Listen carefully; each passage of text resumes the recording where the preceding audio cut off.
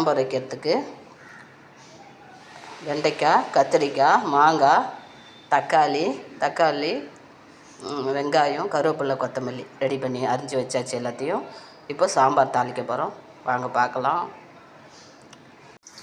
சாம்பாருக்கு தேவையான எண்ணெய் ஊற்றிட்டோம். இப்போ கடுகு, உளுத்தம் பருப்பு போட்டுட்டோம். அடுத்து அது நல்லா செவந்த உடனே வெங்காயம் போட போகிறோம்.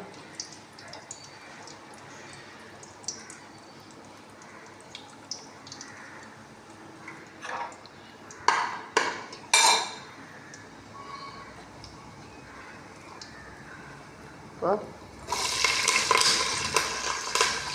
வெங்காயம் போட்டுட்டோம். வெங்காயம் நல்லா வதங்கினோன்னா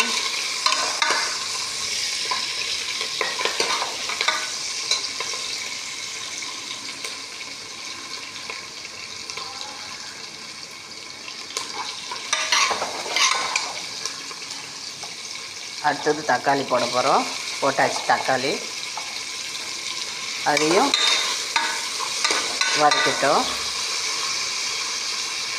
அடுத்தது நம்ம அரிஞ்சு வச்சுருக்கிற கத்திரிக்காய்,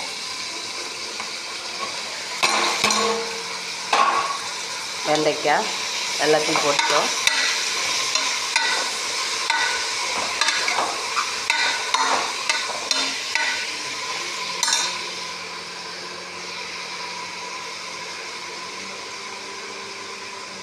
மாங்காய் கடைசியாக தான் போட போகிறோம். மாங்காய் அரிஞ்சு வச்சுருக்க மாங்காயை கடைசியாக நம்ம போட்டுடலாம். இறக்க போகிறதுக்கு ஒரு 10 நிமிஷத்துக்கு முன்னாடி மாங்காய் போட்டுருவோம் சாம்பாரில். இப்போது வேக வச்சுருக்கிற பருப்பை தண்ணி ஊற்றுறதுக்கு முன்னாடி காயில் ஊற்றிட்டோம்.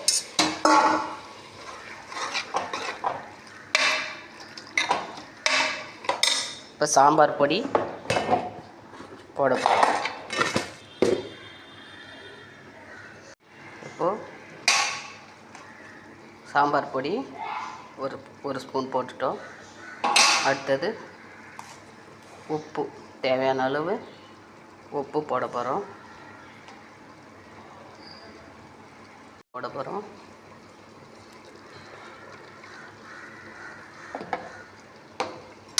மஞ்சத்தூள், மிளகாத்தூள்லேயே நம்ம அரைக்கிற மிளகாத்தூள் ஒரு ஸ்பூனு, சாம்பார் ஒரு ஸ்பூன் அரைக்கிற.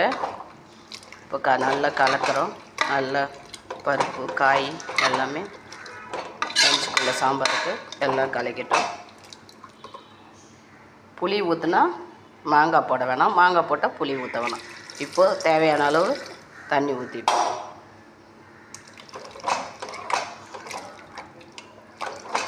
அவ்வளோதான், சிம்பிளான சாம்பார், நல்லா ருசியான சாம்பார் ரெடி.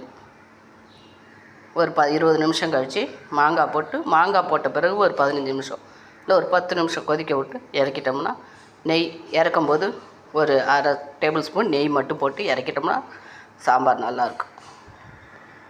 செஞ்சு பாருங்கள். லைக் பண்ணுங்கள், ஷேர் பண்ணுங்கள், கமெண்ட் பண்ணுங்கள். தேங்க்யூ. சாம்பார் கொதிச்சுட்டு நல்லா எல்லாம் காயெல்லாம் போட்டு நல்லா கொதிக்க வச்சுட்டோம்.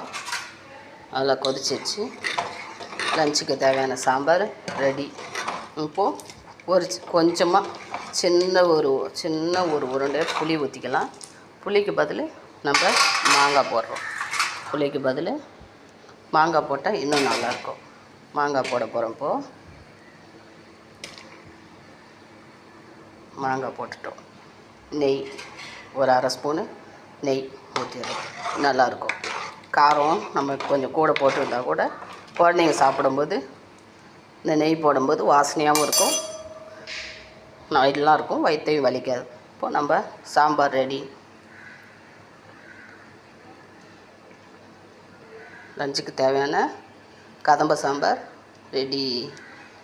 லைக் பண்ணுங்கள், ஷேர் பண்ணுங்கள், கமெண்ட் பண்ணுங்கள். அவசியம் வீடியோ பார்த்து இதுமாதிரி செஞ்சு பாருங்கள்.